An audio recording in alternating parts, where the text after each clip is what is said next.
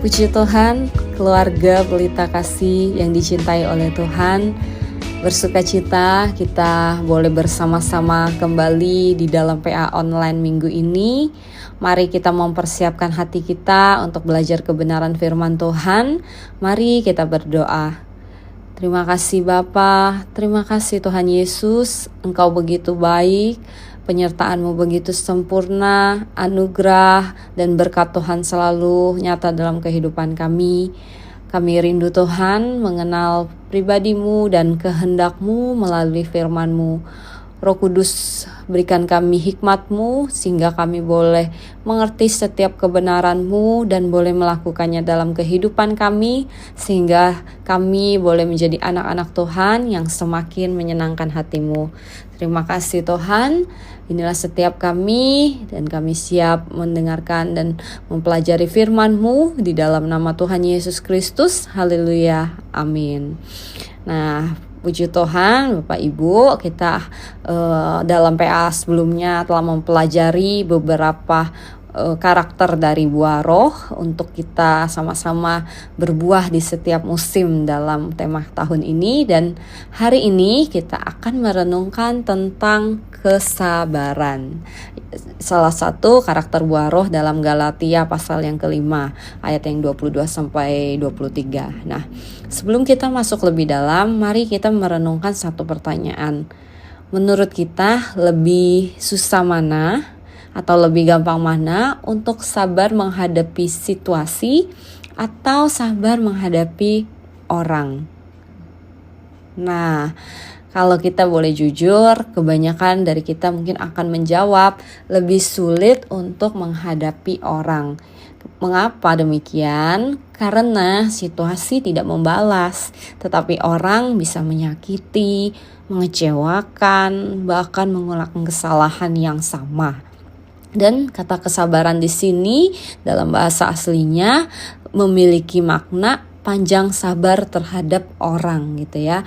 Jadi poin pertama, sabar di sini adalah sabar secara relasional gitu ya. Kita bisa melihat di dalam surat Efesus pasal yang keempat ayat yang kedua. Firman Tuhan berkata, "Hendaklah kamu selalu rendah hati, lemah lembut dan sabar. Tunjukkanlah kasih-Mu dalam hal saling membantu." Nah, surat ini ditulis kepada jemaat yang saat itu sedang belajar hidup dalam kesatuan sebagai tubuh Kristus. Nah, Paulus tahu hidup bersama itu tidak mudah. Maka dinasihatkan dalam firman-Nya, perhatikan kesabaran itu muncul di tengah hubungan. Nah, artinya kita tidak diuji saat sendirian, tetapi saat berhadapan dengan orang lain. Orang yang berbeda karakter, sulit dimengerti, atau menyakiti kita. Seringkali kita merasa orang itu masalahnya.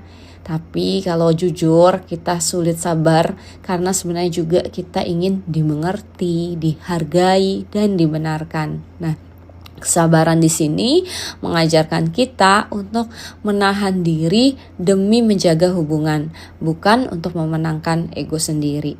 Nah, berikutnya kata yang sama di poin kedua juga kita lihat di dalam Kolose pasal yang ketiga ayat yang ke-12.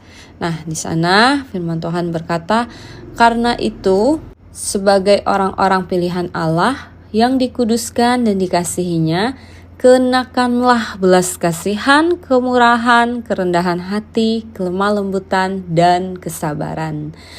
Nah, Paulus sedang mengingatkan jemaat Kolose tentang identitas baru dalam Kristus. Nah, hidup lama harus ditanggalkan dan harus mengenakan hidup baru. Nah, sabar di sini itu berarti aktif atau disengaja. Nah, perhatikan kata kenakanlah, seperti kita memilih pakaian setiap hari. Nah, artinya kita harus memiliki kesabaran itu sebagai sebuah keputusan, bukan sebuah perasaan. Nah, kita tidak menunggu mood kita sedang baik, tapi mari kita mau berkata, hari ini aku memilih untuk tetap sabar walaupun hati belum siap. Nah, kata kesabaran ini berarti ketaatan yang dipilih, bukan emosi yang ditunggu atau yang terjadi begitu saja. Kemudian kata yang sama di poin ketiga itu juga ada di dalam 2 Petrus pasal yang ketiga ayat yang ke-9.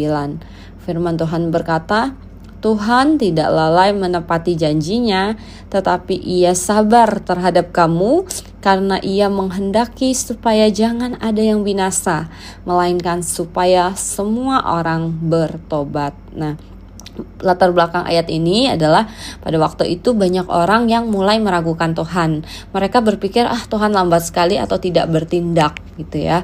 Nah, kemudian di sini kita melihat firman Tuhan berkata, Tuhan tidak lalai menepati janjinya tetapi sabar terhadap kamu. Nah, mari kita merenungkan kenapa Tuhan memilih sabar bukan langsung menghukum.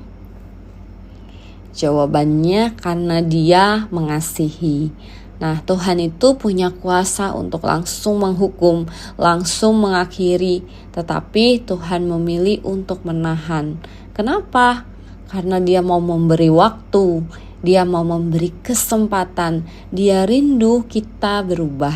Nah, kata kesabaran ini berarti punya hak untuk marah, tetapi memilih untuk tidak melampiaskannya. Nah, ini bukan sebuah kelemahan, tetapi justru kesabaran ini adalah kekuatan yang dikendalikan oleh kasih. Nah, poin terakhir, kata sabar dalam bahasa aslinya juga menggunakan kata yang sama di 1 Timotius 1 ayat yang ke-16.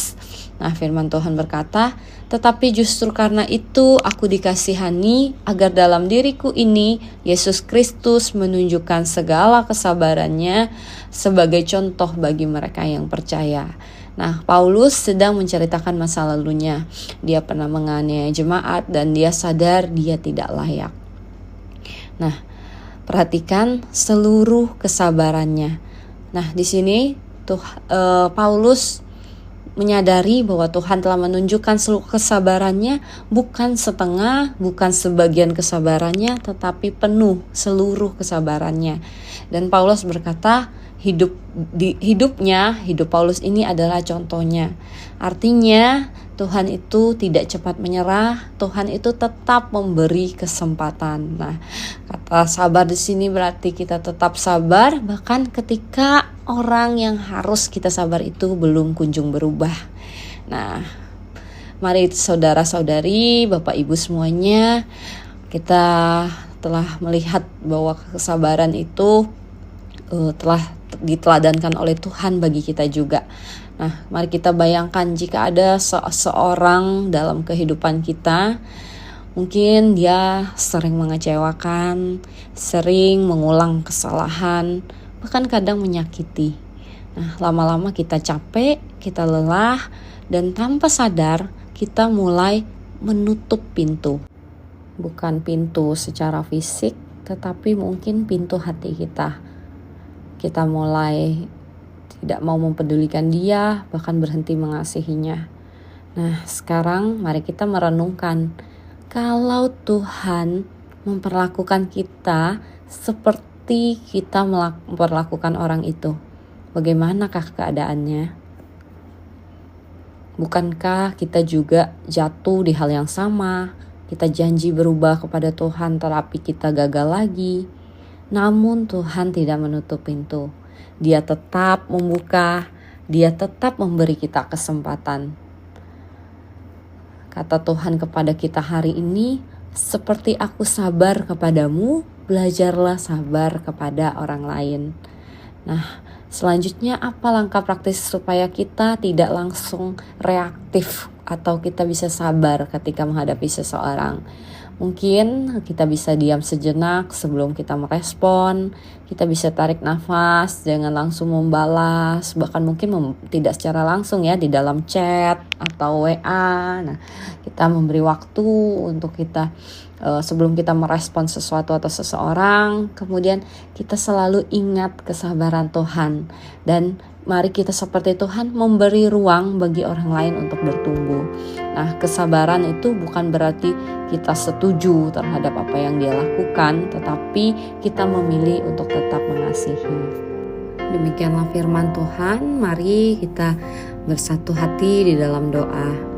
Tuhan Yesus, ampuni kami Kami sadar Tuhan, kami sering tidak sabar, kami mudah marah, mudah kecewa, dan bahkan mudah menyerah.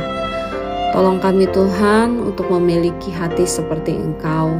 Kami bersyukur Engkau terus menaruh seluruh kesabaran-Mu terhadap kami dan selalu memberikan kesempatan bagi kami untuk kembali kepada Engkau.